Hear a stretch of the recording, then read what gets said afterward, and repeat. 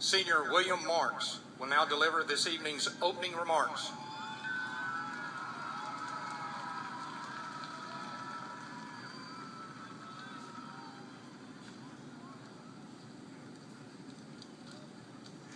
How are y'all doing tonight?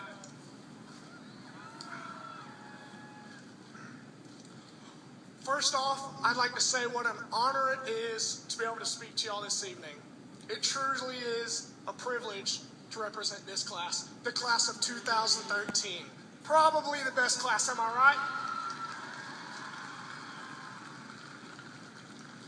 Well, I should probably get started since Dr. Hemley said I only have 2 minutes. We'll see how that goes.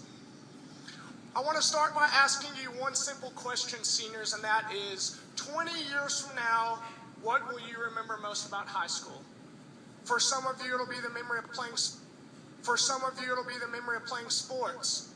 Some may be on this field, whether it was soccer, football, volleyball, tennis, golf, hockey. For others of you, it'll be the memory of being part of the Blue Crew, standing in those stands, cheering on your teams loud and proud. For others of you, it'll be the memory of being a student, going to school, doing your homework. For most of you, probably not doing your homework, and just enjoying your time.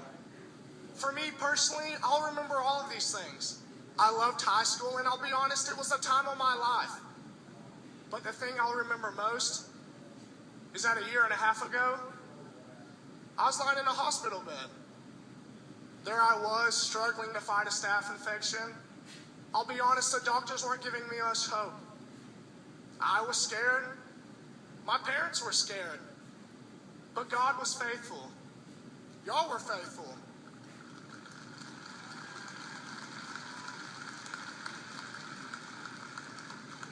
I can't tell you how many students, teachers, coaches, and administrators came to my room who brought food, flowers, and cards. You in this community were there for me and my family when I needed you the most. And for that, I'm truly grateful. But I'm not the only one who's found themselves in a tough situation. There's so many people in this world who are hurting, but they're hurting in isolation. They don't have anyone there for them like I did to encourage them and support them. So I wonder what it would be like, class of 2013, if we're a generation who cared more about others than ourselves. If we're a generation who served, who gived. If we are a generation who truly cared about others more than ourselves. Now listen, I know you're excited. Here we are about to graduate, thinking about the big house you're going to have, the big car you're going to drive, or even the hot honey you're going to marry. But let me tell you something. None of these things will bring you lasting happiness. It's not the things that you acquire in life, rather the things that you give away that bring true joy. Because there's truly more joy in giving than in receiving. E.B. White, the writer and author of Charlotte's Web, he once said, if the world were merely seductive, that'd be easy.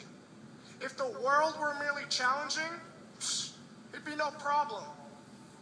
But I rise in the morning, torn between a desire to improve the world and to enjoy it.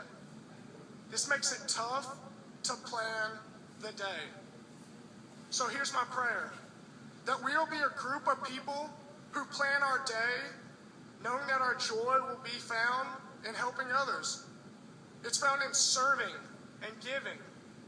It's found in putting others first.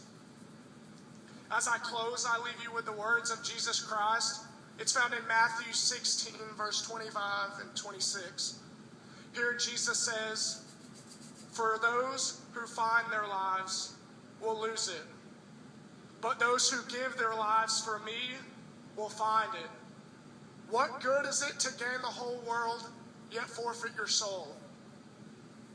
So class of 2013, let's devote our lives to helping others.